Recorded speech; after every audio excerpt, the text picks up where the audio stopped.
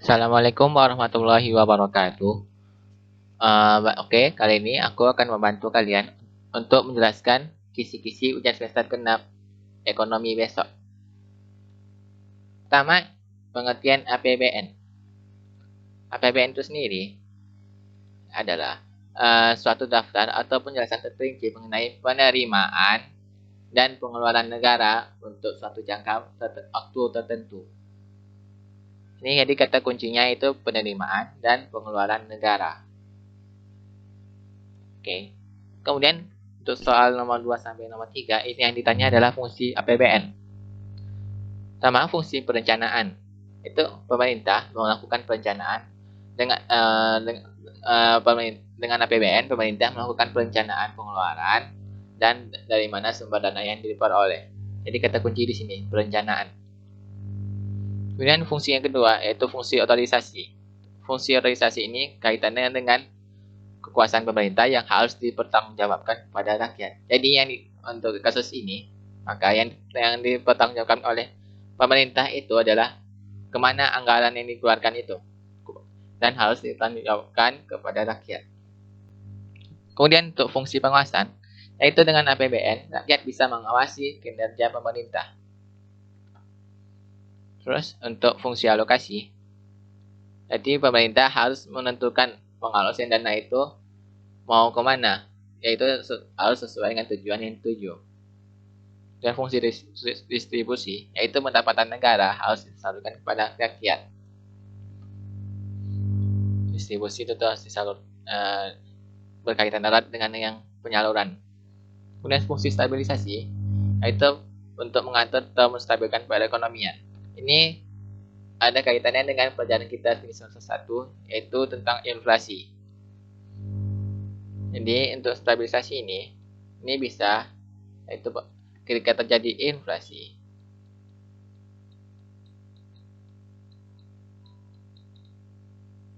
pemerintah bisa menaikkan pajak.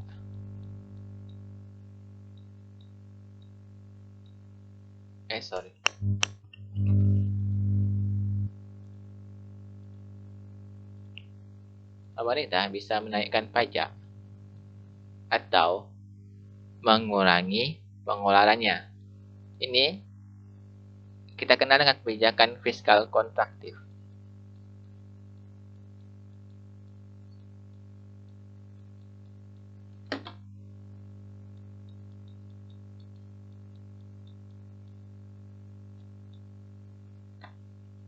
Kemudian, jika terjadi deflasi,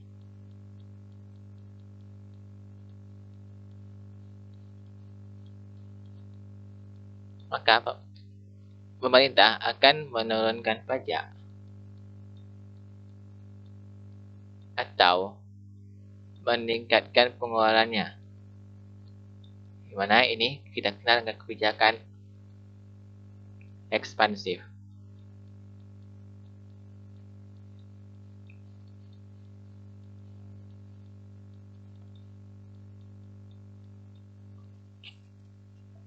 Sorry ya jelek tulisannya. Oke, selanjutnya yaitu sumber-sumber penerimaan negara. Sumber penerimaan negara itu secara garis besar ini dibagi 3, yaitu perpajakan, non perpajakan, dan hibah. Perpajakan sumber negara yang perpajakan itu tertentu yang berasal dari pajak, bisa pajak bumi bangunan, pajak penghasilan, dan lain-lain. Dan non perpajakan ini bisa seperti pembagian laba, BUMN,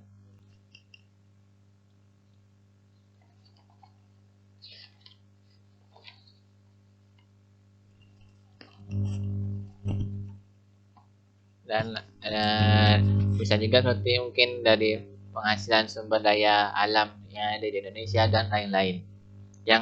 Yang jelas itu bukan berasal dari pajak. Kemudian untuk hibah, ini bisa bantuan dari luar negeri atau pihak asing kepada Indonesia. Seperti kejadian di tsunami Aceh, ketika terjadi tsunami Aceh tahun 2004, maka banyak negara-negara yang membantu Indonesia. maka itu dimasukkan ke dalam hibah. Kemudian kita rinci lagi dari penerimaan perpajakan itu bisa kalian lihat ini di postur APBN. Ini dibagi ada PPh migas, itu minyak dan gas. Kemudian pajak non migas, itu bisa PPh, PPN. PPN ini pajak pertambahan nilai. Kemudian PBB dan pajak lainnya. Yang di sini ada juga di sini dibuat bea dan cukai.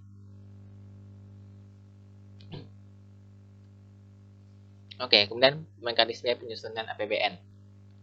Mekanisme penyusunan ini bisa kalian lihat dari gambar ini. Pertama, pemerintah atau presiden membuat anggaran, membuat rancangan anggaran dalam bentuk nota keuangan. Kemudian, pemerintah akan mengajukannya kepada DPR. DPR kemudian akan melakukan sidang terhadap APBN itu, apakah akan diterima atau ditolak. Kalau diterima, maka jadilah APBN. Yang selanjutnya akan dilaksanakan oleh pemerintah. Tapi jika ditolak, maka APBN yang tahun lalu yang dipakai oleh pemerintah. Oke, selanjutnya. Kemudian pengaruh APBN. Pertama, APBN sebagai alat penyelenggara pemerintah. Ini maksudnya dengan ada APBN ini menjadi sumber dana pemerintah dalam menyelenggarakan pemerintahannya. Sementara sebagai stimulus pertumbuhan APBN sebagai stimulus pertumbuhan perekonomian ini kaitannya dengan kebijakan fiskal, yaitu kebijakan fiskal ekspansif.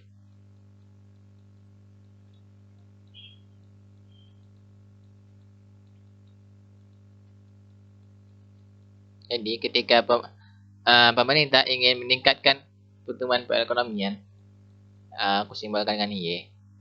Jika pendapatan nasional ini pemerintah ingin meningkatkan pendapatan nasional, ya karena perubahan pendapatan nasional itu kita sebut sebagai pertumbuhan perekonomian. Maka pemerintah harus meningkatkan government expenditure atau pengeluaran pemerintah. Atau bisa juga dengan mengurangi pajak.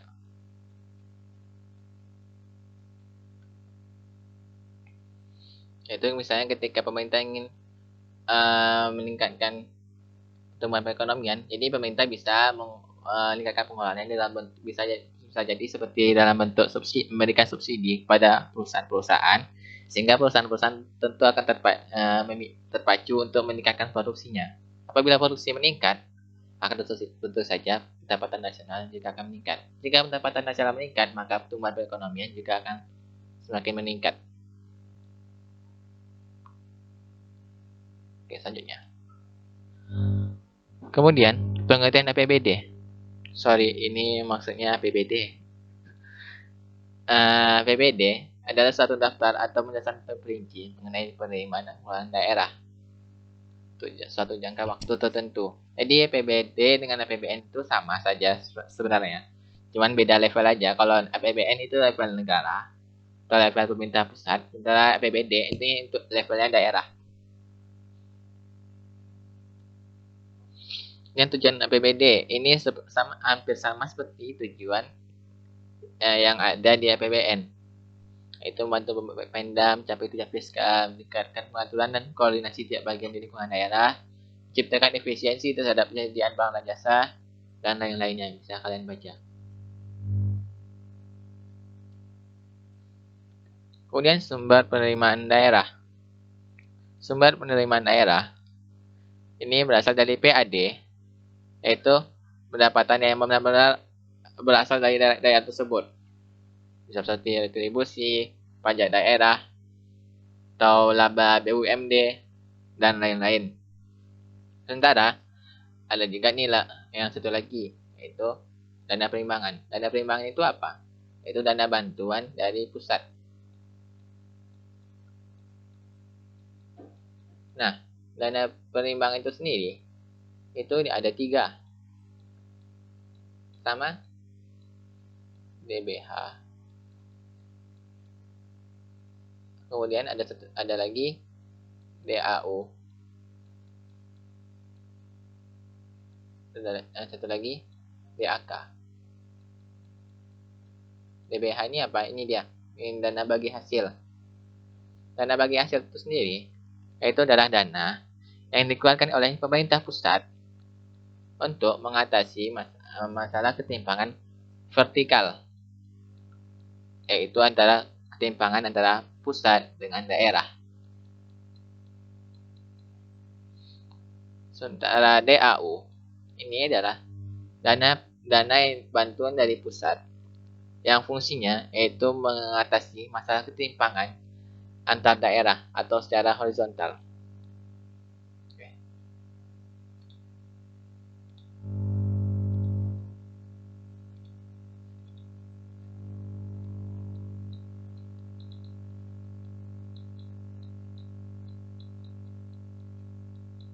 Jadi kalau vertikal itu dari atas, masalah ketimpangan atas dengan bawah, yaitu antara pusat dengan daerah.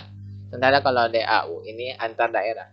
Jadi makanya kita sebut dengan ketimpangan horizontal. Kemudian DAK atau dana alokasi khusus. Ini. Dana alokasi khusus. Ini bantuan dari pusat kepada daerah, tapi dengan tujuan tertentu. Jadi sebelumnya untuk DBH dan DAU, ini pemerintah bebas, maksudnya pemerintah daerah bebas menggunakan dana tersebut untuk apapun. Jadi tidak ada permintaan khusus dari pusat. Sementara untuk DAK, ini ada dana tersebut memiliki tujuan khusus. Misalnya untuk daerah yang menjadi ikon wisata, maka apabila pemerintah memberikan DAK dengan tujuan untuk meningkatkan pariwisata, maka dana tersebut harus dikeluarkan untuk hal-hal yang menunjang pariwisata daerah tersebut. Sementara untuk DBH dan DAU, seandainya pemerintah pusat memberikan dana dalam bentuk DBH dan DAU, itu pemerintah daerah bebas untuk menggunakannya apakah untuk pendidikan, atau pariwisata, atau kesehatan, dan lain-lain. Bebas pemerintah daerahnya. Sementara untuk DAK, pemerintah daerah itu tidak bebas. Dia harus mematuhi apa kehendak pusat. Oke, selanjutnya. Kemudian untuk belanja daerah, ini kalian bisa baca sendiri. Kalau ini dibagi duanya, itu belanja tidak langsung dan belanja langsung. Ada belanja pegawai, bunga, hibah. Jujur aku sendiri ini nggak ngerti sih maksud kenapa ini belanja tidak langsung, belanja langsung. Jadi kalian coba aja baca atau kalian coba cari di internet maksudnya ini apa. Soalnya di buku aku ini nggak seperti ini gambarnya. Nggak ada penjelasan kenapa belanja tidak langsung dengan belanja langsung ini. Kemudian kita masuk ke nomor 11, itu pengertian pajak. Pajak adalah kontribusi wajib kepada negara yang terutang oleh orang pribadi atau badan yang bersifat memaksa. Ini ingat memaksa. Berdasarkan undang-undang dengan tidak mendapatkan imbalan secara langsung. Berarti imbalannya itu secara tidak langsung. Dan digunakan untuk keperluan negara bagi sebesar kemakmuran rakyat. Ini ada yang kugaris ini. Ini adalah hal-hal yang membedakan antara pajak dengan yang lainnya, seperti retribusi. Yang membedakan itu tiga ini. Oke, selanjutnya. Kemudian fungsi pajak. Ini ada fungsi anggaran, regulasi, fungsi penerimaan, dan stabilisasi. Untuk fungsi anggaran, yaitu pajak. Ini adalah sumber dana pemerintah untuk membiayai programnya, program-program pemerintahannya. Sementara untuk fungsi regulasi, yaitu mengatur perekonomian agar sesuai dengan tujuannya. Untuk fungsi penerimaan, yaitu menyeimbangkan pembagian pajak, maksudnya antara fungsi penerimaan fungsi stabilisasi itu menstabilkan perekonomian. Stabilkan perekonomian ini maksudnya yang seperti yang tadi itu ada kebijakan fiskal yang ekspansif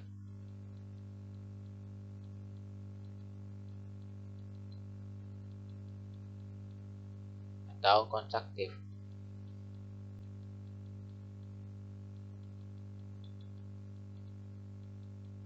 Untuk yang ekspansif, kebijakan fiskal ekspansif yaitu untuk mengatasi masalah inflasi. Jika terjadi inflasi yang tinggi di negara tersebut dan pemerintah ingin mengurangi inflasinya, maka pemerintah bisa dengan menurunkan pajak. Meningkatkan pajak.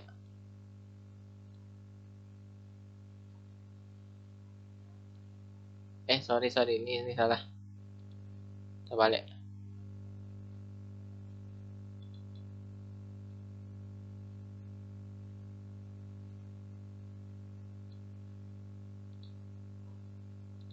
Ini ekspansif untuk mengatasi masalah deflasi.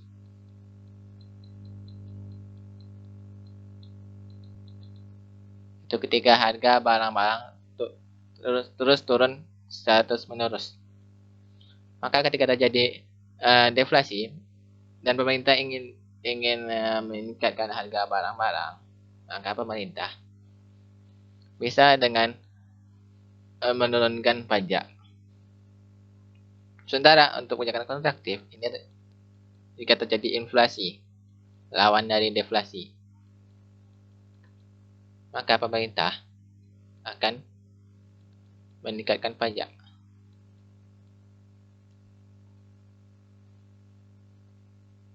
Oke, selanjutnya manfaat pajak. Itu sudah jelas dengan fungsi tadi, yaitu fungsi sumber dana pemerintah, pengaturan perekonomian, dan distribusikan pendapatan. Untuk satu yang dua tadi udah jelasin di fungsi. Sementara untuk yang ini, mendistribusikan pendapatan ini maksudnya seperti PPh. PPh tentu yang dikenakan itu orang-orang tertentu saja, yang orang tertentu saja dengan penghasilan tinggi. Jadi ketika pajak ini dikenakan kepada orang-orang yang kaya, tentu maka pemerintah akan mengambil sebagian dari pendapatan mereka, kemudian uang tersebut akan dipakai untuk keperluan masyarakat luas. Jadi itu maksudnya mendistribusikan pendapatan. Kemudian untuk tarif pajak, ini tarif pajak itu ada 4. Pertama, tarif tetap. Tarif tetap itu maksudnya apa? Itu tarif yang penetapan itu nilai nominal ya, atau nilai nominal atau nilai uang itu tetap, jumlahnya tetap. Misalnya pajaknya itu 10 juta, maka ya berapapun ininya tetap 10 juta. Ini contohnya ini materai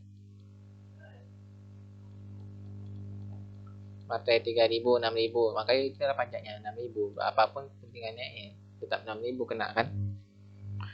Berapapun transaksinya kena 6.000 juga. Kemudian tarif yang kedua ini tarif proporsional, yaitu persentase pajaknya tetap. Ini contoh pajaknya ini PBB, pajak bumi bangunan. Astagfirullahaladzim.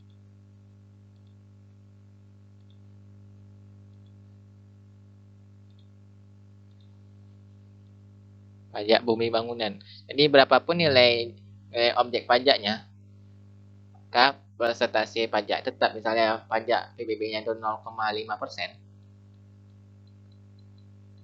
Berapapun nilai objek pajaknya, ya tetap kena 0,5%. Dan kalau ini dalam satuan rupiah, ini persentase. Kemudian tarif progresif, itu makin tinggi nilai objek pajak, persentase makin tinggi. Vice versa ini maksudnya kebalikan, dan begitu juga sebaliknya. Dan begitu juga sebaliknya, itu apabila makin rendah nilai objek pajak, maka persentase pajaknya makin rendah. Ini contohnya PPH, pajak penghasilan. Yaitu ketika nilai objek pajak itu makin besar, persentase pajak makin besar. Contohnya kayak PPH ini. Misalnya untuk tarif pajak yang 50 juta. Tarif pajak 50 juta itu lebih kecil dari tarif pajak yang untuk yang pendapatannya sebesar 250 juta. Jadi makin tinggi penghasilan seseorang, maka makin besar juga persentase pajaknya. Nah, tarif degresif ini kebalikan dari tarif progresif. Itu makin rendah nilai objek pajak, justru pajaknya makin besar. Untuk contohnya sendiri aku nggak tahu, karena ini jarang nih. Tarif degresif ini jarang dipakai. Kemudian ini pajak, perbedaan pajak dengan retribusi. Itu yang aku bilang tadi. Pajak yang aku kasih tadi, pajak ini berdasarkan dasar undang-undang. Sementara dari retribusi itu bisa dasar hukumnya bisa peraturan pemerintah, peraturan menteri, peraturan daerah, dan lain-lain. Nah, kalau pajak itu undang-undang saja. Dan lembaga pemungut itu bisa dari pusat dan daerah. Sementara kalau retribusi ini cuma daerah saja. Untuk objek pemungutan itu setiap wajib pajak wajib memenuhi syarat wajib pajak. Jadi semua orang kena asalkan dia memenuhi syarat. Sementara kalau yang objek pemungutan ini memakai layanan saja. Oh iya, sebelumnya aku menjelaskan retribusi itu apa. Contoh retribusi itu seperti parkir misalnya. Retribusi ini pungutan resmi selain pajak yang sifatnya yang orang yang membayar retribusi ini akan mendapatkan imbalan secara langsung. Saya ini parkir. Nah, kalau parkir ini masalah tarif parkir itu ini kan diatur oleh daerah masing-masing.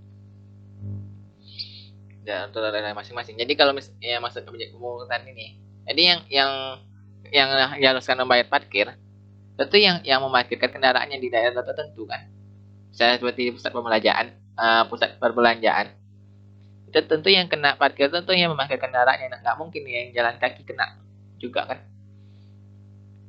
Karena imbalan jasa langsungnya, kalau pajak ini tidak langsung, retribusi ini langsung. Jadi kalau parkir tentu ketika kita membayar parkir, tentu karena kita kan udah menikmati jasanya yaitu berupa lahan parkir atau keamanan kendaraan kita.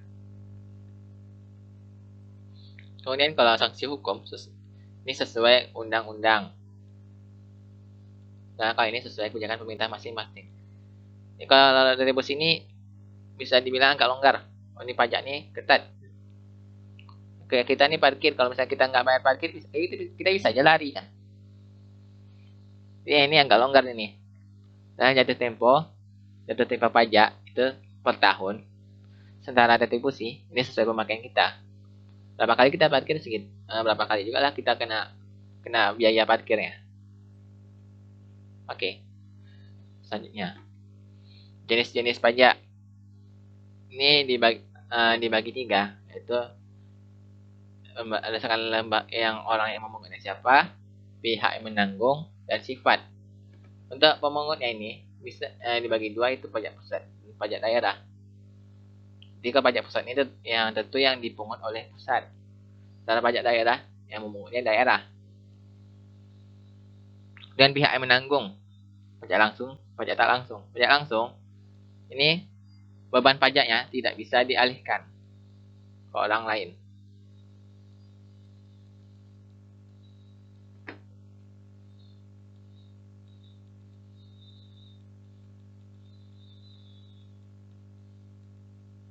Tidak bisa dialihkan. Sementara untuk pajak tak langsung, ini beban pajaknya bisa kita alihkan ke orang lain.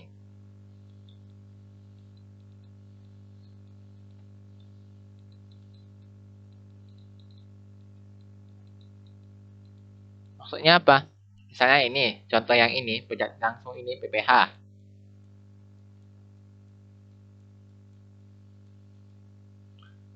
PPH itu pendapatan pajak penghasilan kita itu tidak bisa kita oper ke orang lain. Misalnya kita yang punya pendapatan, tentu kita juga lah yang harus membayar pajaknya, bukan orang lain kan.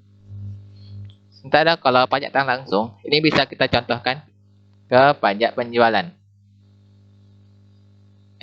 Pajak tambah nilai, bisa PPN atau pajak penjualan atau pajak tambah nilai.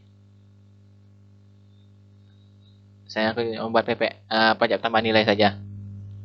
Pajak tambah nilai ini kan pajak yang dikenakan pada barang setiap barang tersebut bertambah nilai. Ini beban pajak ini seharusnya ini dibayar oleh produsen. Tapi produsen tentu dia tidak mau menanggung beban pajak tersebut. Jadi mereka akan menaikkan harganya dan akibat harga itu naik, maka yang secara ininya itu sebenarnya konsumen yang membayarnya. Padahal yang harus membayar itu kan produsen. Tapi karena produsen ini bisa menaikkan harga, jadi beban pajaknya ditanggung oleh konsumen, dioper. Cara ini dari segi sifat pajak itu dibagi dua. Itu pajak yang bersifat subjektif dan pajak bersifat objektif. Subjektif ini berdasarkan orangnya.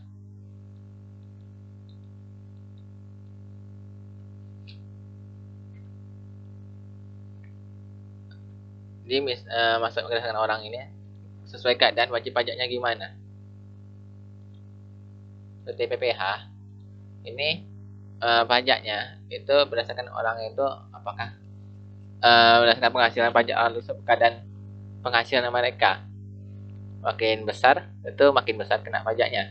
Dalam pajak objektif ini fokus ke objek atau ke barang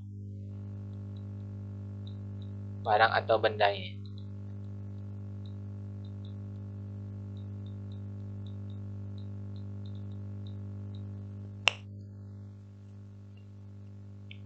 Contohnya apa? PBB, pajak bumi bangunan. Oke. Kemudian sistem pemungutan pajak. Sistem pemungutan pajak ini ada 3. Pertama, official assessment system, self assessment system, withholding system. Ini kalau official system, official assessment system, ini yang memungut pajaknya. Yang mengurus pajak yang ini adalah pemerintah.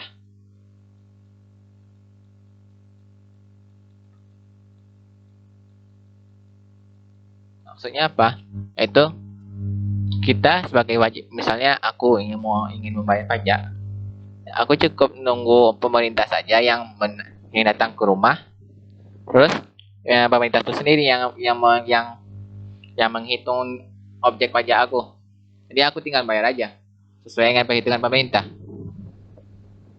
Sementara untuk yang ini assessment system ini yang bersifat ini yang aktif. Yang aktif ini sih wajib pajak. Jadi ketika aku misalnya mau bayar pajak, ya aku sendiri yang menghitung beban pajak aku berapa pajak yang harus bayarkan. Terus aku harus pergi ke kantor pajak. Nah kalau ini kita tinggal bersih aja kan, kita bayar. Tapi kalau ini kita mandiri. Ini pemerintah yang tinggal menerima bersih. Dan untuk withholding ini pihak ketiga. Yang mengungutnya pihak ketiga. Ada orang lain selain pemerintah dan wajib pajak yang memungut pajak ini. Sementara untuk Indonesia sendiri itu memakai self assessment system untuk PWH dan withholding system untuk PPNBW atau pajak penjualan barang mewah. Jadi kalau official, jadi kan bisa kita lihat di official kantor kan pemerintah. pemerintah, self assessment, self diri sendiri kan. Ya kita ini mandiri, will holding, berarti ini kita memakai pihak ketiga. Nah, kemudian soal selanjutnya itu objek dan cara penggunaan pajak. Ini karena dua soal, jadi prediksi aku. Soal pertama itu PBB, dan soal kedua itu PPh.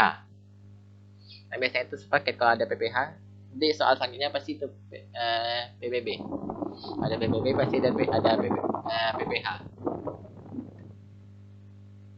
Nih, aku langsung contoh saja soal.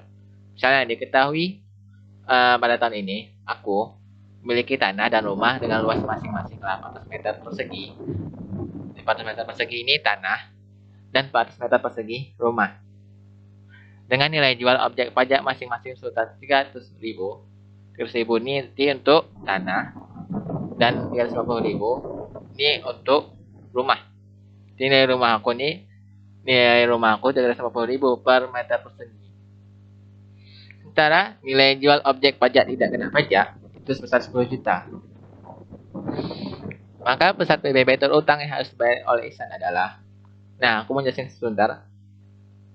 Nilai jual objek pajak tidak kena pajak ini bisa kita bilang diskon. Ini diskon pajak yang diberikan oleh pemerintah.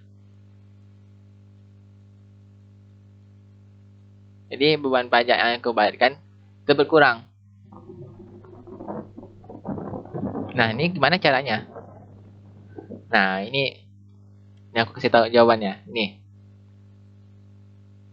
Pertama, kalian cari dulu nilai tanah dan nilai rumah aku. Nilai rumah, ini kan luas rumah aku ini 800 meter persegi. Terus harga per meter perseginya itu 300.000. Kita kaliin. Kemudian nilai rumahku tadi kan luasnya 400 meter. Nah, harga per meternya itu 350.000. Udah kita kaliin, terus nilai tanah ini kita jumlahin dengan nilai bangunan, dapat segini. 380 juta. Nah, kemudian kan kita nih dapat diskon nih 10 juta. Nah, nilai NJOP kita nih kita kurangi 10 juta. Karena ini diskon dari pemerintah. Kita habis ini dapat NJOP, kita cari NJKP-nya. Oh ya, kita cari NJKP-nya. NJKP itu 20% dari nilai jual objek pajak. Tapi untuk yang PBB. Yang ini kan, nilai NJKP ini 20% dari NJOP yang ini. 20% ini dari mana? Yaitu peraturan pemerintah. Ini kalau misalnya nilai yang ini kurang dari 1 miliar, maka kita NJKP ini 20%. Tapi kalau misalnya lebih dari 1 miliar, maka itu 40%. Ini udah aturan dari pemerintah. Jadi kalau misalnya ini di soal itu tidak disebutkan berapa persentasenya, maka kita pakai aturan pemerintah yang asli. Tapi kalau misalnya di soal tidak diketahui, ya kita ikuti aja soalnya. Kita kali 20% kali 370 juta dapat 74 juta. Nah, PBB berutang itu tarifnya itu biasanya 0,5%. Ini memang peraturan dari pemerintah 0,5%. Nah, 0,5% ini kita kalikan dengan 74 juta. Dapatlah segini, 370.000. Tapi ini tips untuk aku, untuk kalian dari aku. Kalau misalnya kalian udah dapat segini, 370 juta NJOP ini, kalian tinggal hilangin 30 di belakang. Ini kan 370 juta kan, ini kan 370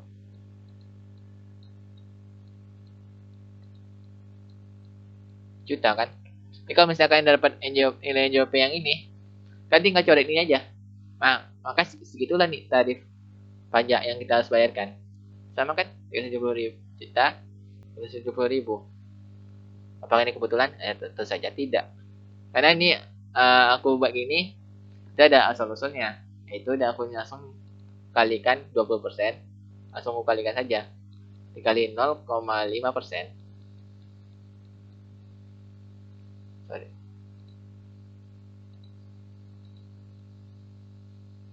Ini cara cepat aja ya. Ini kan 20%, kan 20%. Sementara 0,5%. Berarti kan 5/1000.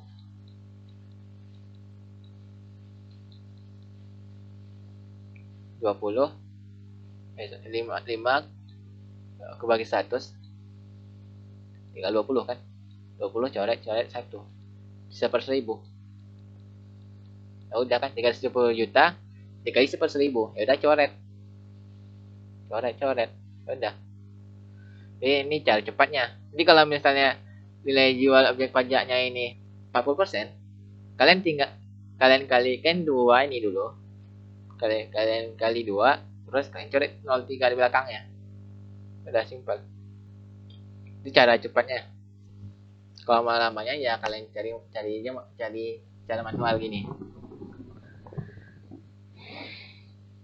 Nah, contoh soal kedua ini untuk soal pajak penghasilan yang pribadi. Nih, contoh soalnya aku lagi. Ini diketahui Ihsan memiliki penghasilan kena pajak sebesar 600 juta. Hitunglah besar PPh yang harus dibayarkan dalam sebulan. Ingat, sebulan, bukan setahun. Biasa kan kalau pajak ini kita kayak ini kita bayarin ini nih per tahun. Setahun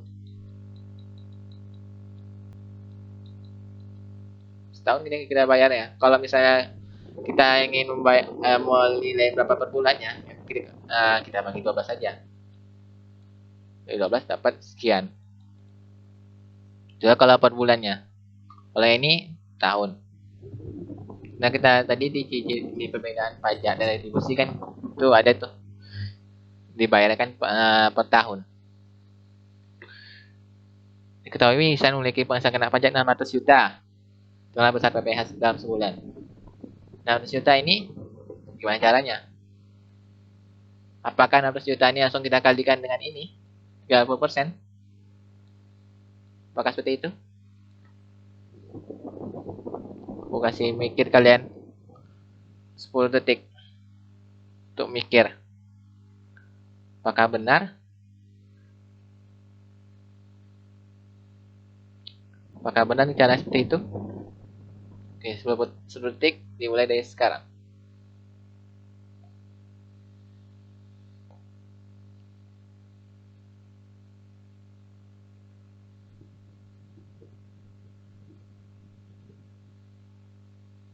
Oke. Jawabannya ternyata tidak. Caranya seperti ini. Nih. Jadi, ini angka dari mana, San? Ini angka ini dari mana? Nah, ini dia. Ini membedakan PPh dengan yang lain. Bukan 600 juta kali 30% ini, bukan. Tapi kita buatnya per tahap. Nih, misalnya aku ilustrasikan.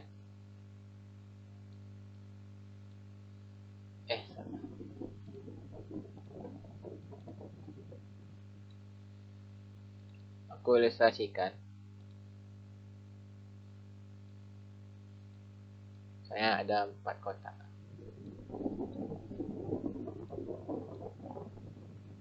Aku ilustrasikan ini adalah dari nilai ini adalah 0, di sini di pangkal ini 0. Ini 600 juta. Aku ilustrasikan penghasilan aku seperti ini. Seperti balok yang aku bagi 4.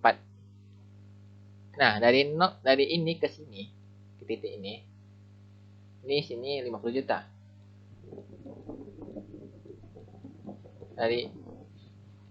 Kalau di sini, nilai yang di sini ini 250 juta. Nilai yang di sini pasti sini itu 500 juta. Karena ini dari ini ke sini, ini yang di ujung sini, ini 600 juta. Nah, jadi kan penghasilan kena pajak yang kalau untuk PPh ini kan kita lihat ini tarif ini. Jadi dari 0 sampai 50 juta itu kita kenakan 5%. Nanti 50 juta pertama aku dari 600 juta ini, dari 600 juta, 50 juta pertamanya itu dikenakan 5%. Nih, dikenakan 5%.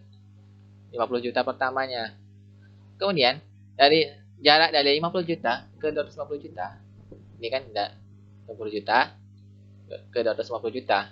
50 juta, 250 juta. Ini kan jaraknya 200 juta kan? Jarak dari ini ke sini. Dari ini ke sini. Kan ini 200 juta nih. Tarifnya berapa? 15%. Makanya kan 200 juta. 200 juta nih. Kali 15%. Dapat 30 juta. Nah, kemudian ini. Dari 250 juta ke 500 juta. 250 juta dari ini ke 500 juta. 250 juta ke 500 juta berapa jaraknya? 250 juta kan jaraknya. Dari 250 ke 500. Tarifnya berapa? Sini lihat 25%.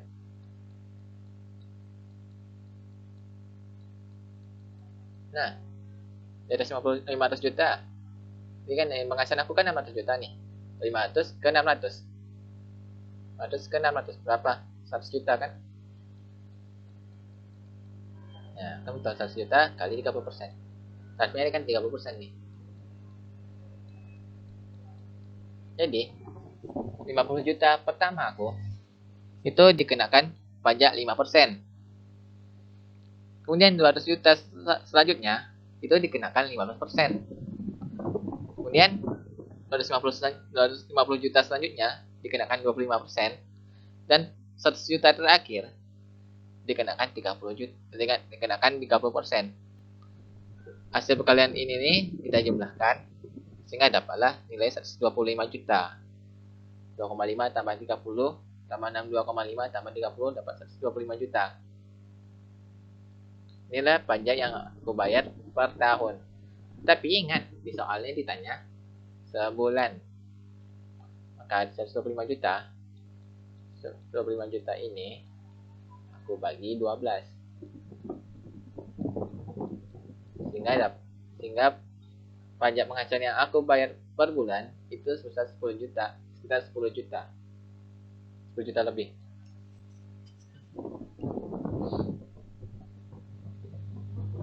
Oke.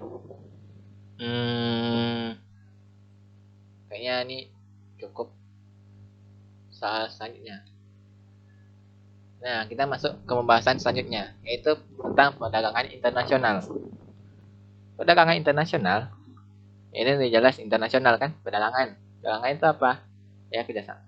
Jadi kayak pertemuan antara penjual dan pembeli. Ini antara penjual dan pembeli ini kan. Tapi ini levelnya negara. Levelnya internasional nih. Antar negara levelnya. Itu perdagangan yang dilakukan oleh suatu negara dengan negara lain atas dasar kesepakatan bersama. Nah, manfaat perdagangan internasional. Pertama, tentu dengan perdagangan internasional itu kan kita biasanya kan melakukan perdagangan internasional, kita melakukan perdagangan internasional itu karena kita tidak menemukan barang yang diproduksi di dalam di dalam negeri, kita tidak menemukan produksi barang tersebut karena barang tersebut hanya ada di luar negeri, maka kita harus impor dan memperluas pasar. Itu dengan diadakan perdagangan internasional, jadi konsumen kita tidak hanya di dalam negeri, juga ada di luar negeri.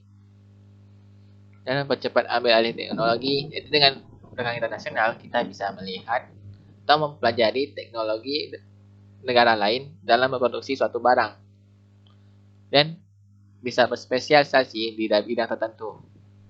Ini kaitannya ke lebih jelasnya kalau misalnya kalian mempelajari tentang teori perdagangan internasional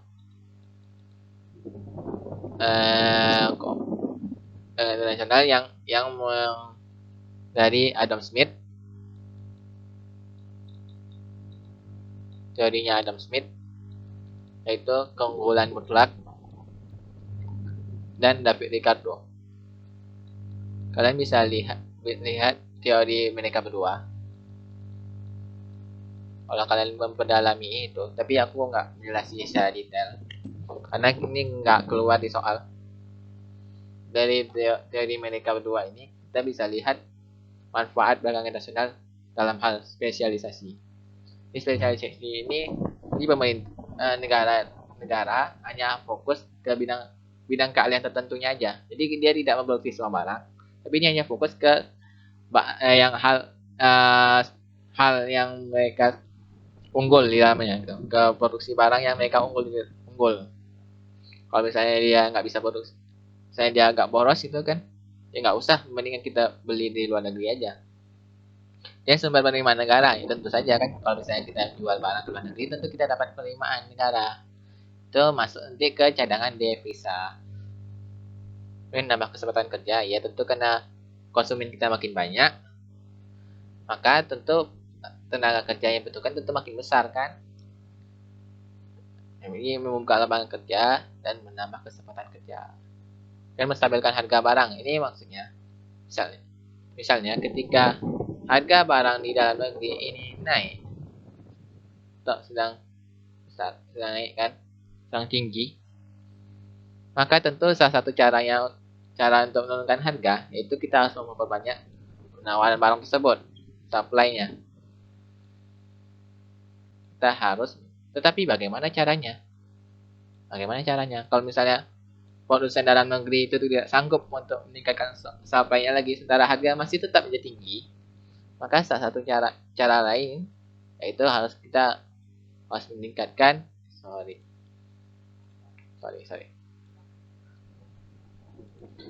maka salah satu cara untuk meningkatkan supply-nya itu kita harus melakukan impor.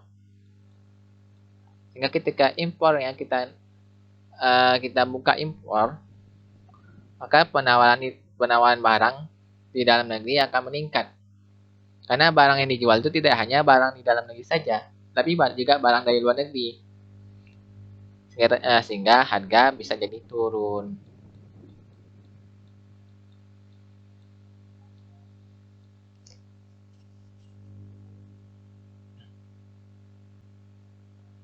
Oke.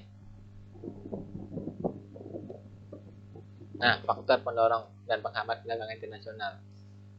Namun faktor pendorong ini bisa perbedaan harga. Perbedaan harga ini misalnya ketika harga barang di luar negeri itu rendah, lebih rendah daripada harga di dalam negeri. Ini P ini price, LN ini luar negeri. Nah, karena PD ini, P ini price, D ini domestik. Jadi harga luar negeri lebih rendah dari harga di dalam negeri, maka otomatis masyarakat akan membeli impor kan? Beli impor. Sehingga terciptalah perdagangan internasional. Kemudian alasan kedua itu ada perbedaan geografis. Ini negara gurun seperti Arab Saudi, tentu dia ketika dia ingin menikmati buah-buahan atau sayur-sayuran, tentu dia akan mengimpor dari negara-negara yang memiliki alam yang lebih baik seperti Indonesia misalnya. Dengan hemat biaya. Ini misalnya ketika misalnya Indonesia ingin memproduksi mobil misalnya. Tapi Indonesia karena belum begitu ahli untuk memproduksi mobil. Jadi ketika dia memproduksi mobil itu, itu biayanya tinggi. Cost untuk memproduksi mobil itu tinggi. Jadi lebih baik Indonesia itu mengimpor mobil saja. Karena harga mobil yang dijual oleh luar negeri itu lebih kecil dari biaya produksi mobil di dalam negeri. Kemudian faktor mendorong selanjutnya itu perbedaan selera.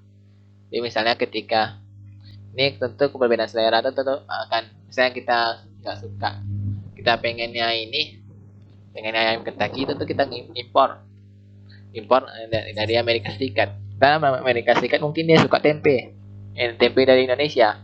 Kalau orang Amerika itu mengimpor tempe dari Indonesia. Dan perbedaan teknologi. Kemudian kurs mata uang asing yang stabil. Nah, jadi kenapa kurs bisa mempengaruhi? Misalnya, nih, anggaplah Indonesia itu memproduksi kotak. Saya anggap Indonesia ini dia memproduksi kotak. Di mana kotak itu dijual di Indonesia sebesar 20.000. Nah, saya ini kotak Indonesia nih. Indonesia memproduksi kotak. Ini kalau Indonesia itu menjual harga 20.000. Nah, pada saat itu kurs Indonesia 1 rupiah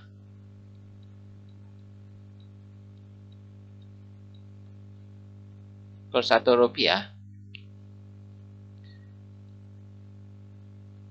itu sama dengan saya 10.000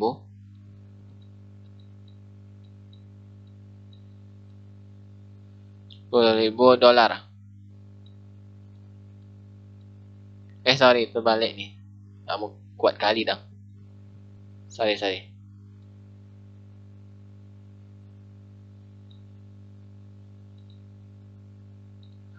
dolar itu sama dengan 10.000 rupiah.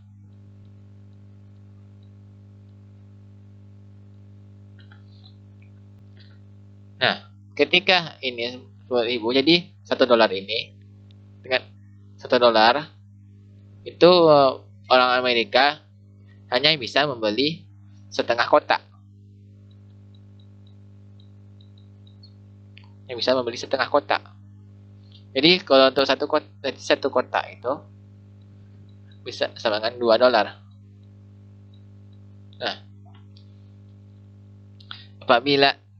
Jika seandainya kurs ini berubah jadi 1 dolar,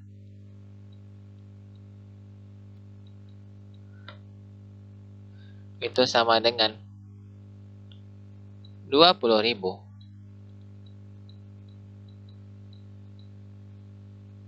Maka ini dolar ya.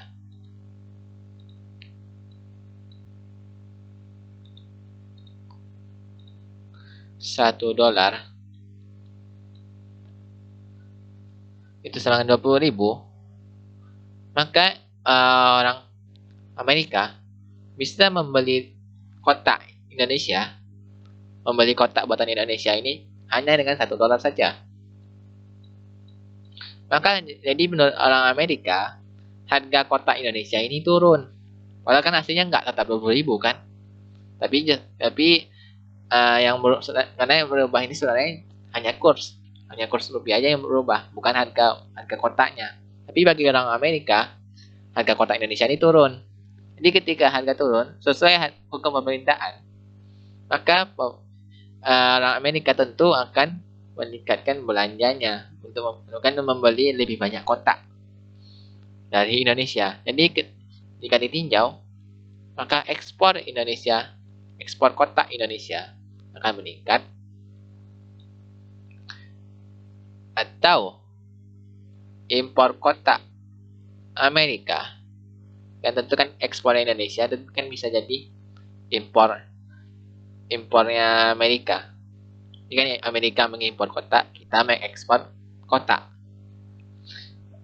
Ini impor Amerika naik. Jadi kurs itu menentukan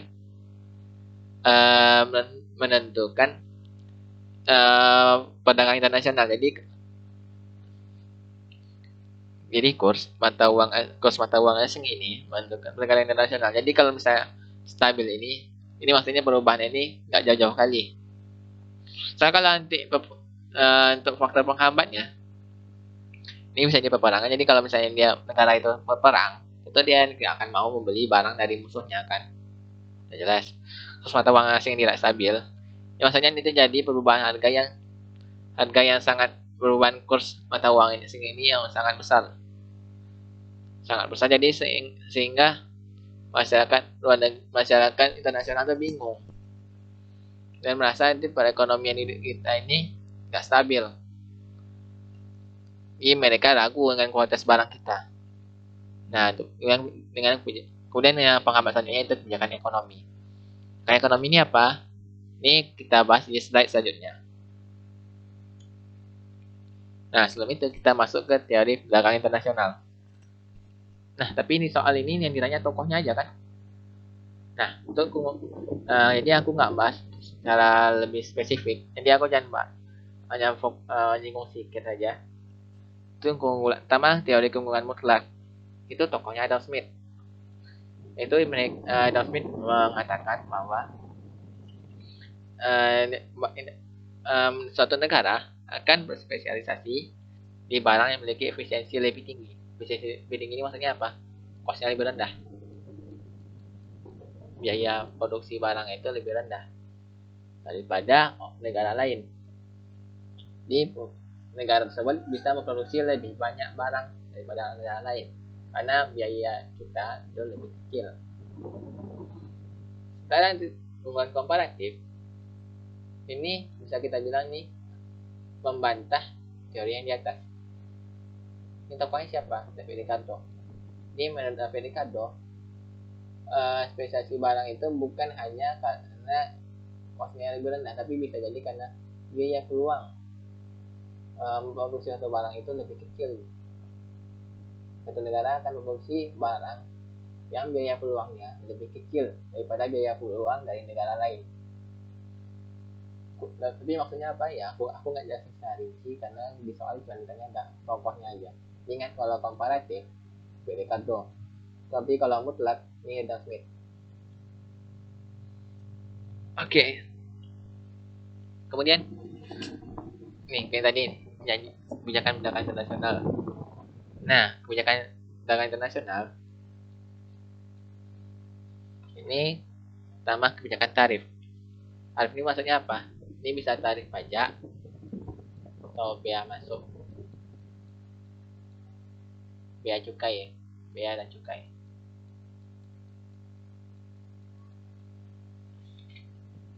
Jadi kalau misalnya barang dari luar negeri itu dikenakan pajak, tentu negara asal barang tersebut tentu akan mengurangi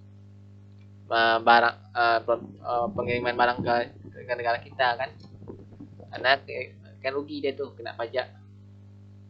Dia akan mengurangi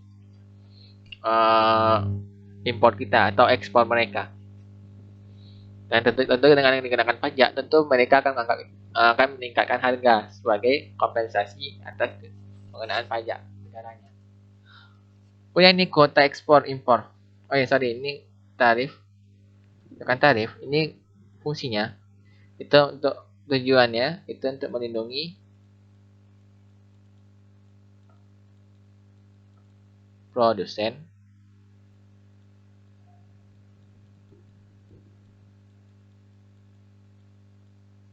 dalam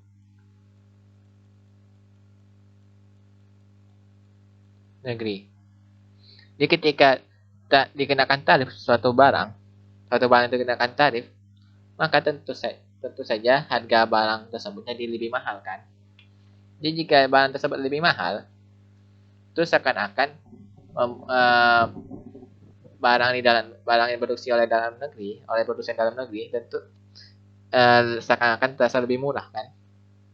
Jadi masyarakat diharapkan akan mencondong untuk membeli barang dalam negeri pada barang luar negeri. Nah, kemudian ini kota ekspor dan impor. Ini kota ekspor ini, untuk kota ekspor, itu pemerintah membatasi produsen dalam negeri untuk mengekspor barang. Nah, kok gitu? Ya ini karena ini bisa jadi dikhawatirkan akan terjadi kelangkaan atau scarcity di dalam negeri.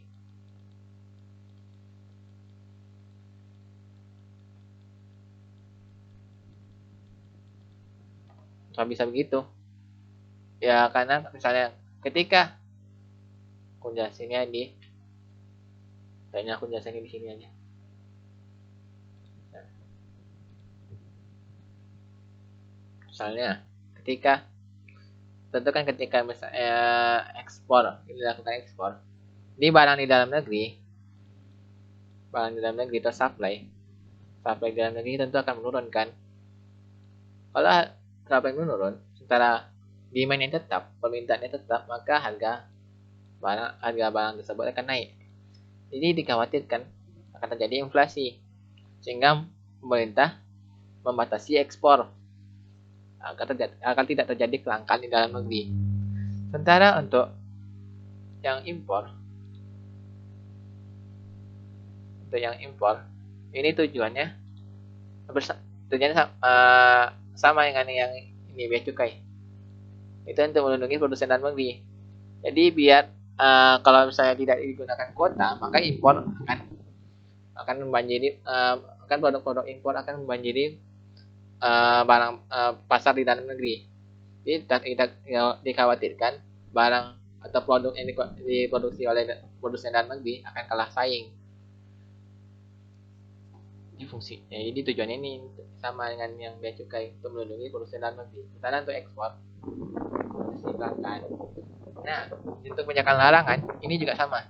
Yang ekspor, ini tujuannya sama dengan ini. Dan impor, tujuannya yang impor, tujuannya ini. Beda kuota dengan larangan apa? Kalau kuota, ini cuma dibatasi.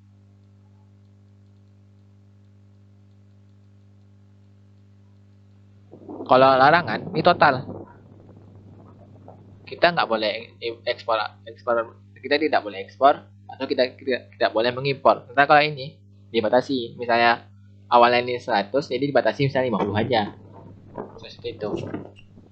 Nah, subsidi dan premi ekspor. Ini subsidi dan premi ekspor nih. Ini bantuan dari pemerintah nih kepada produsen yang mau mengekspor barang. Jadi ini fungsinya itu agar produsen dalam negeri mau mengekspor produknya ke luar negeri.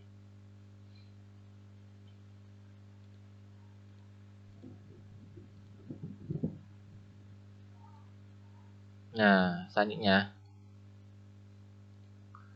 ini devaluasi. Devaluasi ini apa? Itu melemahkan nilai mata uang terhadap mata uang asing dengan sengaja.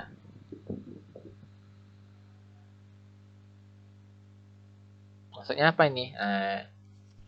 Coba jelasin.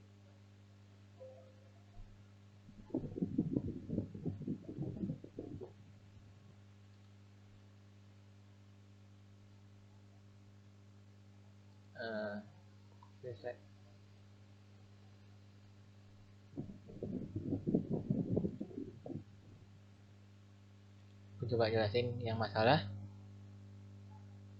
ini. Masalah devaluasi.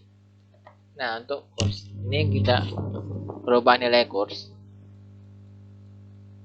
itu ada dibagi dua, yaitu sengaja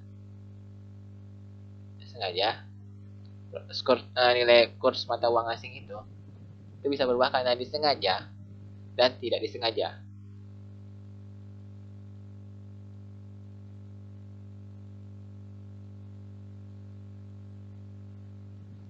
Kalau sengaja ini pemerintah ini sengaja dia merubah nilai kursnya. Itu bisa dengan apa? Itu bisa seperti pemerintah mengeluarkan cadangan devisa atau mengurangi nilai devisa. Kalau sengaja, kalau misalnya terjadi pelemahan, sengaja ini kita ada dua istilah nih dikenal. Pertama, revaluasi.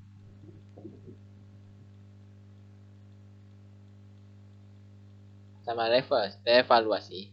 Ini pemerintah sengaja menaikkan nilai mata uangnya. Karena untuk devaluasi,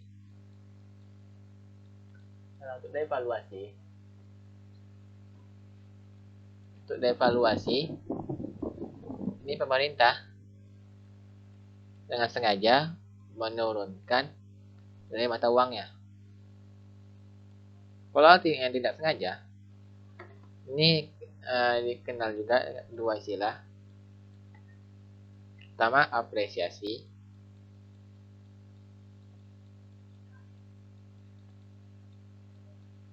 apresiasi itu itu ketika terjadi kenaikan uang mata uang negara kita, dan depresiasi.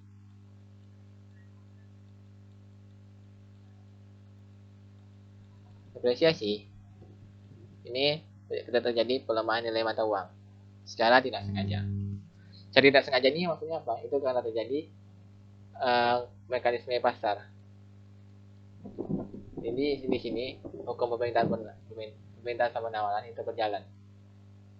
Tapi aku nggak jelasin secara detail lagi ya. Cukup ini aja. Kalau rupiah melemah itu biasanya terjadi karena ini, depresiasi. Ini enggak karena tidak disengaja. Dan untuk yang devaluasi, ya balik kita yang tadi devaluasi.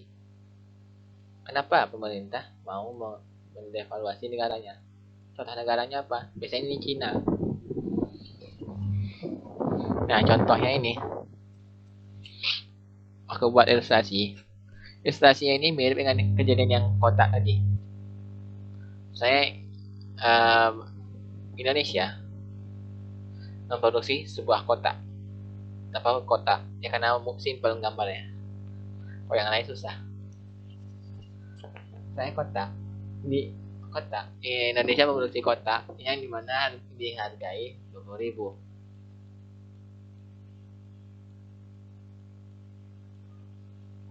Dan pada saat itu awal mula-mula satu dolar itu sama dengan 10.000. Berarti bagi orang Amerika satu kotak itu sama dengan 2 dolar kan? 2 dolar. Nah, sementara kita terjadi kemudian pemerintah Indonesia merubah nilai mata uangnya, nilai kurs mata uang ini. Jadi pemerintah bisa mengeluarkan cadangan devisa. Jadi ketika cadangan devisa dikeluarkan, kemudian diberikan ke pasar, itu akan menyebabkan harga bukan melepaskan, tapi menaikkan membeli devisa yang ada di luar. Saya itu yang berada di pasar. Itu pemerintah itu mengambil devisa, mengumpulkan devisa, dia bukan mengeluarkan tapi mengambil devisa yang ada di luar. Itu mata uang asing atau uang asing yang ada di luar. Saya di pasar yang ada di pasar, sehingga mata uang nilai dolar ini naik. Jadi misalnya jadi 20.000. Pokoknya itu yang intinya, devaluasi ini menyebabkan pelemahan nilai rupiah. Ini sengaja, pemerintah sengaja seperti ini. Jadi satu kotak ini bagi orang Amerika itu turun harganya, padahal harganya tetap 20.000 kan. Hanya nilai kursnya aja yang berubah.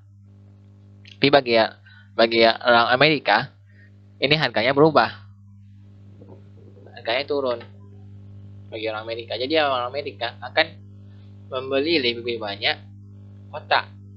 Jadi impornya orang Amerika tentu akan meningkatkan impornya. USA, impornya Amerika tentu akan mengimpor lebih banyak kotak dibanding pada saat kurs yang awal, karena melihat harga kotak Indonesia itu turun. Sesuai hukum permintaan, tentu permintaan mereka akan naik. Jadi permintaan mereka kita sebut impornya Amerika. Nah, impornya Amerika itu tentu ekspornya Indonesia kan? Tidak. Kan ketika Amerika mengimpor kotak dari Indonesia, maka bagi orang Indonesia itu berarti Indonesia mengekspor kotak ke Amerika.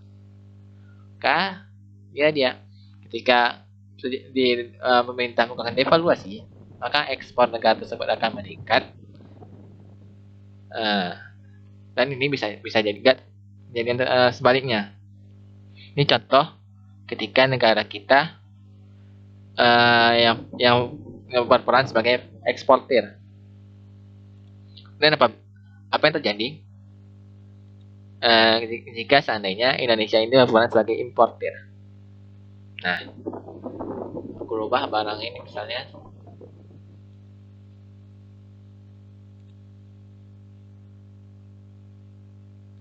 kasusnya ini orang Indonesia. Ya, aku rubah ini.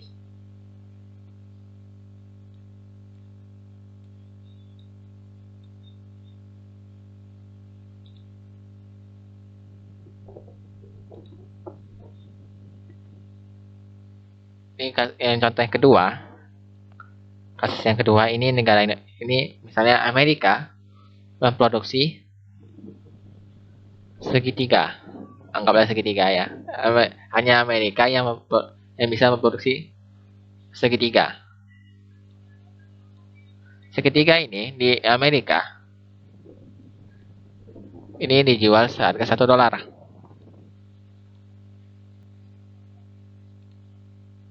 Dijual harga $1. Berarti bagi orang Indonesia kan pada saat itu $1 itu semangat 10.000. Di bagi orang Indonesia satu segitiga ini harganya 10.000.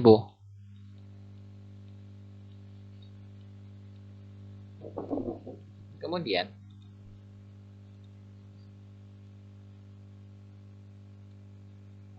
aku hapus. Kemudian pemerintah Indonesia mendevaluasi nilai rupiah, sehingga $1 itu berubah menjadi 20.000. Maka bagi orang Indonesia saat ini satu segitiga ini harganya naik. Bagi orang Indonesia harganya naik, padahal kan harganya tetap $1 nih. Justru harganya naik bagi orang Indonesia. Jadi ketika $1 sama 20.000, maka harga sandalnya harga $1, pasti orang Indonesia akan menganggap harga segitiga ini $2. Jadi ketika harga barangnya bukan $2.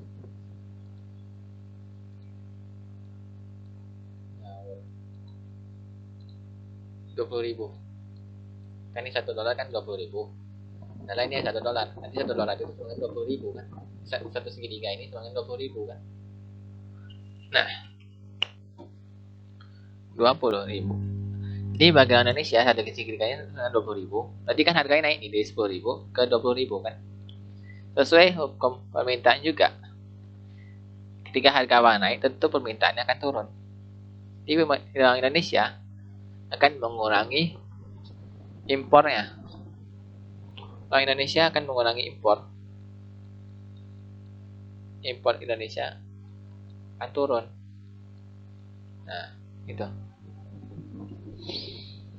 Berarti tujuannya devaluasi ini untuk mengurangi impor. Jadi kalau bisa kita gabungkan dengan kasus sebelumnya yang kotak-kotak itu, maka devaluasi ini akan mengakibatkan ekspor Indonesia naik dan impor Indonesia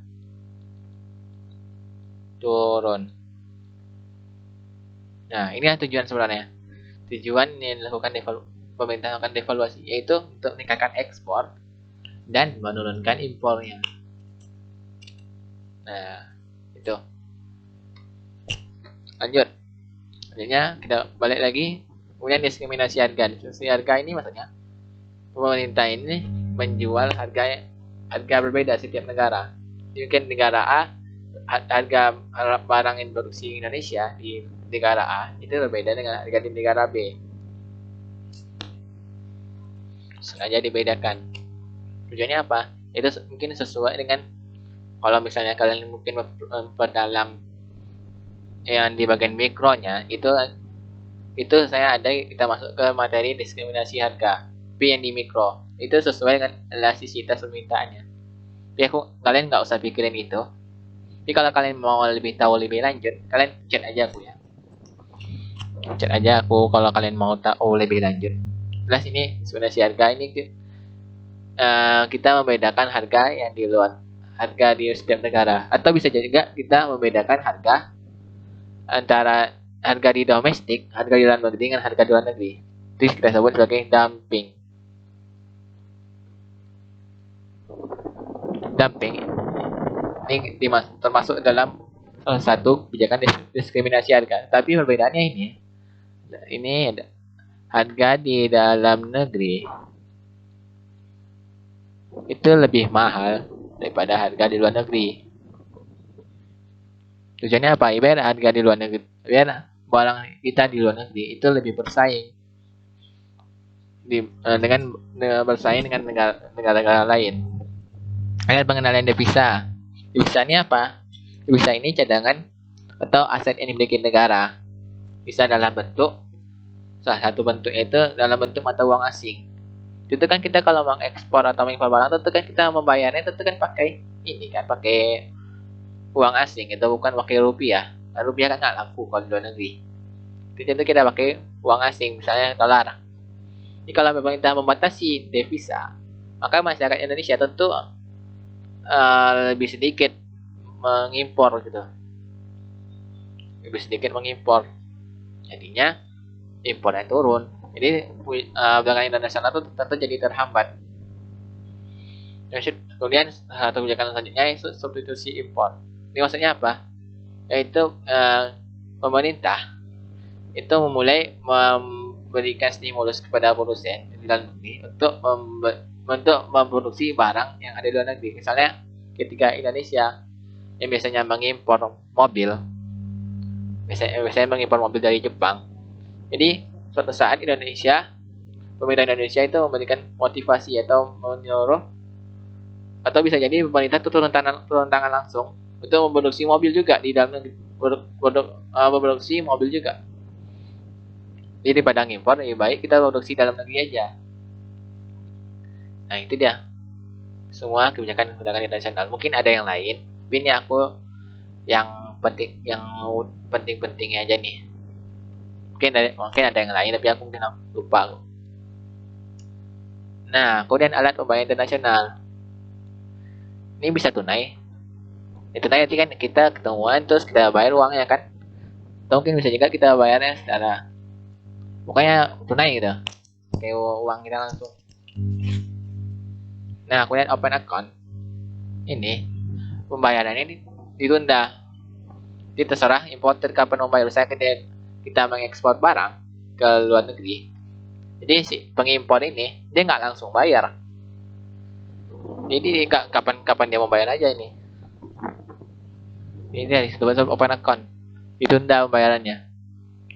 Dan commercial bill of exchange ini wesel. Weselnya apa? Surat perintah bayar. Misalnya kita yang mengekspor, ketika kita mengirim barang tersebut, kita juga menyertakan surat perintah bayar pada pengimpor kita, terus segera membayar uang kita, segera membayar barang kita. Kemudian the letter of credit, ini adalah janji dari issuing bank. Issuing bank itu adalah bank yang menyediakan jasa LC untuk membayar sejumlah uang pada eksportir. Jadi kita menulis surat kepada issuing bank. Jadi issuing bank inilah dia akan menjamin barang kita, menjamin pembayaran kepada barang kita yang kita ekspor. Dan private compensation. Nah ini akan aku jelaskan di slide berikutnya. Nah ini mekanisme private compensation. Ini misal nih kalian bisa lihat keterangan di sini. Bisa kalian lihat kotak biru ini Indonesia. Sementara yang abu-abu ini adalah Amerika. Jadi kalau private compensation ini seperti ini. Misalnya aku orang Indonesia yang berada di Indonesia. Ini aku nih kan yang biru ini aku, biru muda. Aku membeli barang dari Amerika. Dari Pak Tony, si hijau ini. Jadi aku membeli barang ke Pak Tony, Mr. Tony, yang ada sebagai orang Amerika yang ada di Amerika, misalnya aku membeli barang itu seharga 50 juta misalnya aku mengimpor barang 50 juta ke Pak Tony. Jadi kan Pak Tony memberikan barangnya, kan harusnya kan aku membayar 50 juta itu kan ke Pak Tony kan harusnya. Tapi ini harusnya ya, tapi pada saat yang sama ini ada Pak Dayat yang ada di orang Indonesia yang ada di Amerika itu menjual barangnya seharga 50 juta juga. Seharga 50 juta juga kepada orang Amerika yang ada di Indonesia. Itu Pak Adam. Pak Adam ini orang Amerika yang ada di Indonesia. Jadi Pak Adam ini dia membeli barang dari Pak Dayat yang ada di Amerika sebesar 50 juta juga. Nah, mekanisme private compensation ini yang uniknya adalah ini kan aku harus membayar 50 juta ke orang Amerika kan. Sementara ini Pak Adam ini harus membayar 50 juta ke orang Indonesia.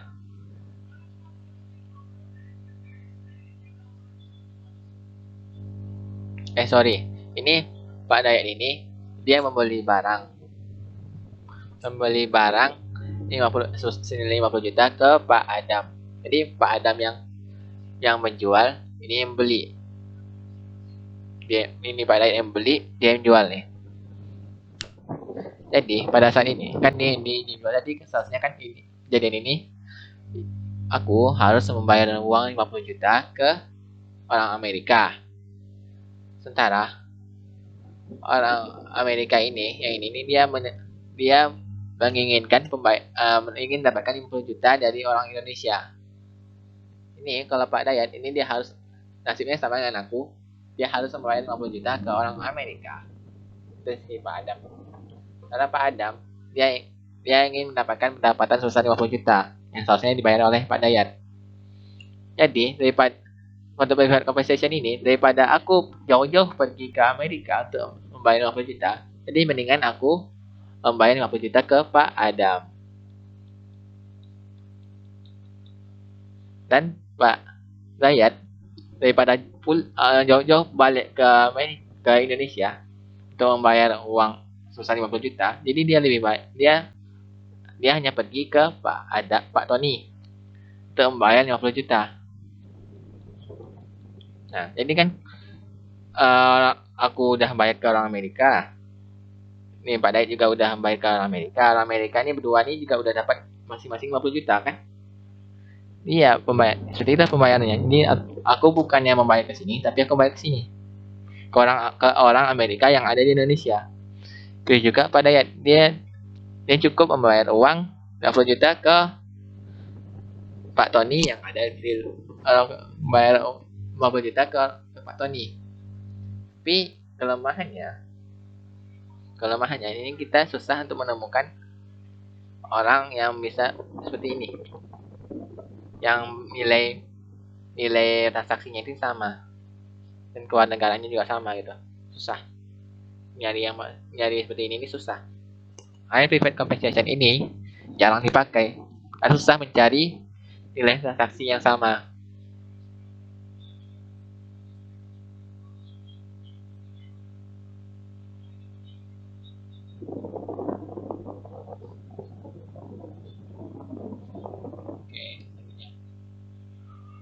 Kemudian posisi neraca pembayaran. Ini dari sistem catatan, jika debit lebih besar dari kredit, maka defisit. Kalau misalnya kalian udah pelajari akuntansi sebenarnya, ini kalau kredit, ini kan identik dengan pendapatan. Di kredit ini, kalau untuk neraca pembayaran ini biasanya untuk pendapatan. Misalnya uang masuk, ini uang keluar. Simpelnya gitu. Jadi kalau misalnya pemerintah mengekspor barang, itu dicatat di kredit. Kalau misalnya pemerintah mengimpor barang, dicatat di debit. masuk ke debit. Kalau misalnya ekspor, kredit, import, debit. Kemudian kalau misalnya orang Indonesia berinvestasi di luar negeri, itu masuk kredit.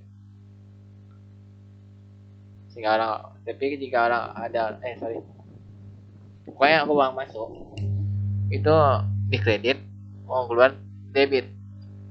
Jadi kalau debit lebih besar di kredit, defisit, karena pengeluaran lebih besar dari pendapatan.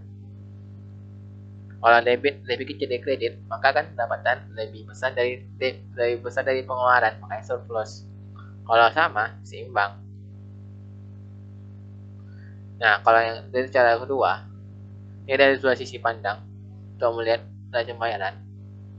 Nah, jika stok nasional dan pinjaman akomodatif meningkat, berarti surplus. Jika stok nasional pinjaman akomodatif menurun, berarti defisit. Nah, kalian hafal aja ini. Tapi menurut aku ini yang akan keluar di soal, yang kurasa yang ini. Yang ini nih keluar nanti nih.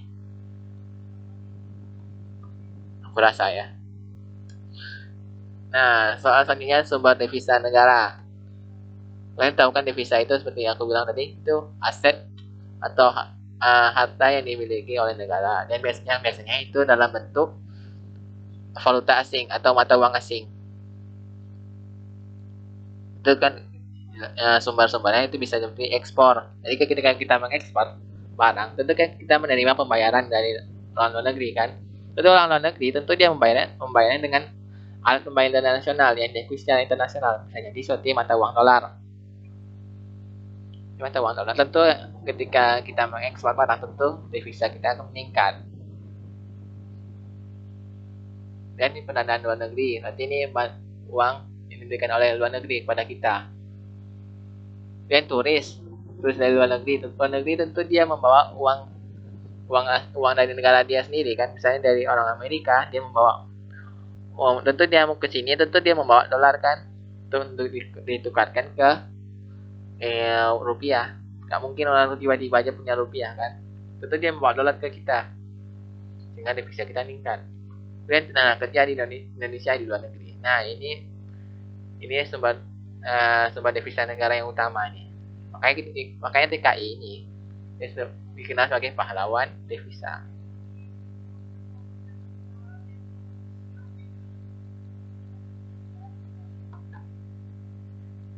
Dan sebagai pahlawan devisa dia. Karena tenaga kerja Indonesia tentu yang kerja di luar negeri tentu mereka dibayar dengan uang di negara mereka bekerja kan, bukan pakai rupiah kan. Tentu ketika mereka menerima gaji, tentu devisa negara bertambah. Dan tentu biasanya yang kerja di luar negeri ini biasanya kan tentu dia punya keluarga di Indonesia. Tentu mereka akan mengirim sebagian gajinya ke keluarga yang ada di Indonesia dan di kampung halamannya. Ketika mereka mengirim uang, tentu uang asing tentu masuk ke Indonesia kan. Ketika uang asing masuk, tentu devisa kita meningkat. Nah, kerjasama ekonomi internasional itu jelas nih, kerjasama. Terus ekonomi lagi. Jadi kerjasama di bidang ekonomi level internasional di antar negara. Udah, itu aja pengertiannya. Manfaat kerjasama ekonomi internasional. Ini mempercepat arus investasi, mempercepat ekonomi domestik, dan lain-lain. Ini bisa kalian baca. Kalian baca aja nih.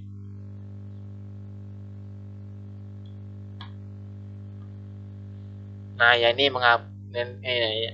menghapus hal-hal yang menghalangi atau menghambat perdagangan internasional. Ini ketika kita melakukan kerjasama internasional, itu kita orang biasanya perjanjian tersebut, misalnya negara yang berjanji itu dia tidak akan melakukan kebijakan perdagangan internasional yang seperti yang kita pelajari tadi, misalnya kayak dumping, kebijakan tarif, larangan ekspor impor, itu dilarang biasanya. Jadi negara ini bebas mengirim barang ke negara yang mereka mengadakan janji gitu. Jadi tidak ada hambatan untuk melakukan ekspor ataupun impor. Nah, bentuk kerjasama internasional ini pertama bilateral, itu antar dua negara. Kalau multilateral, misalnya ini contoh ini kayak Indonesia, misalnya Indonesia dengan Malaysia misalnya, Indonesia Malaysia, makanya antar dua negara. Nah ini multilateral, ini kerjasama itu lebih dari dua negara. Mungkin Indonesia Malaysia Singapura mengadakan kerjasama, kayak disebut multilateral.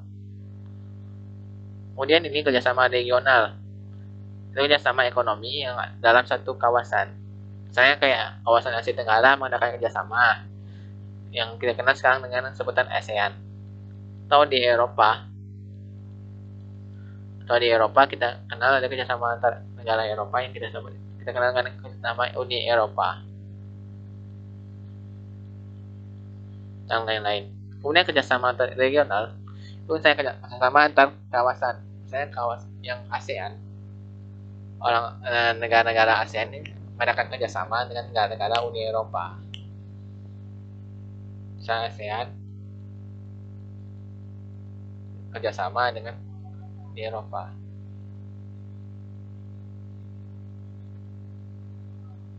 Nah, contoh kerjasama internasional ini banyak. Aku juga nggak tahu apa yang kalian keluar nanti. Tapi ini kalian bisa baca saja. Misalnya ASEAN atau MEA ini masyarakat ekonomi ASEAN. Kerjasama ekonomi antar negara di kawasan Asia Tenggara. Ini kalau nggak salah nih tahun 2015 tahun 2016 nih mulainya. Aku lupa. Antara tahun segitulah, 2015 dengan 2016. Kemudian IMF, ada World Bank, ada APEC, ada OPEC. Ya, ini kalian bisa baca aja.